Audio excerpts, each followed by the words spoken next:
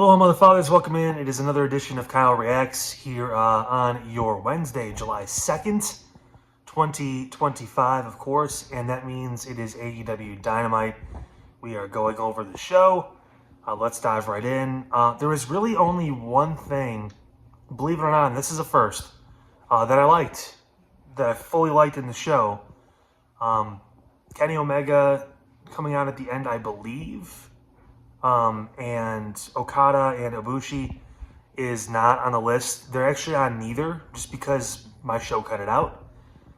It recorded 2 minutes of the overrun, but not apparently all 6 or 7 minutes, so I didn't get to see the full end of it, so I don't feel like I should judge it. The Ibushi and Okada match that I watched was nothing special, but at least they know each other and apparently are willing to work for each other a little bit, so that's good. But again, the fact that people call these guys the best wrestlers in the world still just blows my mind.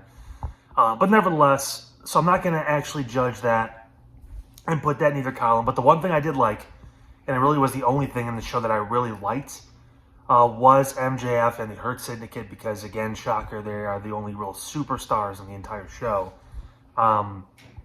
MJF is great. He plays the heel role so perfect. And the Hurt Syndicate look like badasses. I think the Speedball Mike Bailey team, essentially getting up after every single time they made them look like chumps, was not really good booking. You're trying to show that they're strong and they can push through stuff, but at the same point, they just keep getting their asses kicked. So you look kind of stupid if you just keep getting your teeth kicked down your throat. Do it again. Okay, sure. Get up again. We'll do it again. Whatever. I mean, it doesn't make sense from their standpoint why they kept doing that, but I don't know. The Hurt Syndicate look great. MJF is fantastic. He's going to win that Casino Gauntlet match, and he's probably going to get a world title shot against whoever in the near future. Let's go on to the things we didn't like. Hangman almost had me, and AEW had a really good opportunity to try and book a really solid match in their main event, and now it's a Texas Death Match. So we're going to get forks, we're going to get a bunch of bullshit. Apparently it's cool now to hit women, and everyone's doing it. Moxley's RKOing, Willow Nightingale, and now Hangman Adam Page, to prove a point, is buckshot lariating Marina Shafir.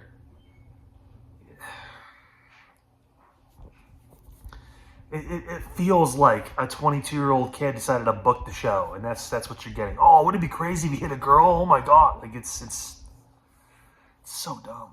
It's so stupid. I don't get it. It means nothing. This match is gonna be fucking awful. They still are not teasing Swerve and Hangman working together at any point. That was the big overarching story of all this. Ospreay was gonna help, and then Swerve and Hangman were supposed to come together.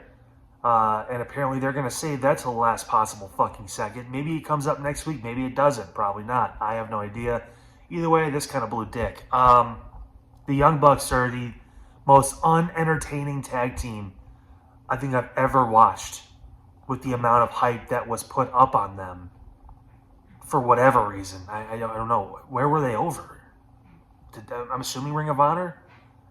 PWG, because it's in California. This is their hometown, and they barely got cheered.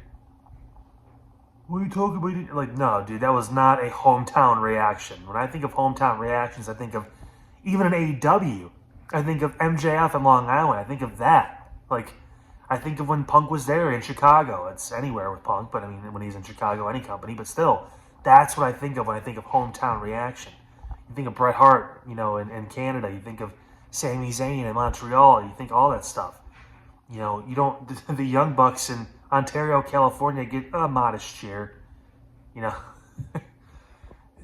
don't get it. I don't understand how this happened with them. I do. I mean, Kenny was obviously the real star, and Cody was Cody. So sometimes you ride on coattails until you don't. So there's that. And the last thing I didn't like, man, this Mercedes stuff. The match was, in my opinion, trash. There were a couple decent spots, but again, our standard for her is supposed to be crazy. She has 6 championships, right? So she should be the best women's wrestler in the world right now. because of all the gold she has. And nope. Toni Storm looked weak. She was not responding to anything. Again, I guess her character now is playing confused champion. I don't know what it was. She came in to help Mina Shirakawa after the match, and immediately got a title to the back of the head, and then she was out. So she looked not like a champion tonight. I don't know. It looked really weird. It was a really weird angle. It didn't necessarily make, Mercedes look strong by any stretch. The match, again, was mid. Honestly, probably below mid. But I'm sure Meltzer gave it 5 stars, so that's great. I'm happy it's Wednesday night going into Thursday. It means I get tomorrow night off. I don't have to worry about watching any wrestling, so I get a break. But nevertheless, thank you guys for stopping by. Of course, the next Kyle Reacts here. We'll come back to you again Friday evening, maybe a little bit into the wee morning hours of Saturday because it is 4th of July, but I will get you guys that SmackDown Reacts because I promised to do this. So nevertheless, I'll catch you guys late Friday, early Saturday morning for the next Kyle Reacts. Don't forget to full episode of the Side Hustle Wrestling Podcast coming out in the next day or two. And of course, we'll have some special announcements on that as well. So stay tuned. Catch you guys next time here on the channel. Don't forget, like, subscribe, and we'll see you probably early Saturday morning, if I'm being honest with you. So until then, have a good night.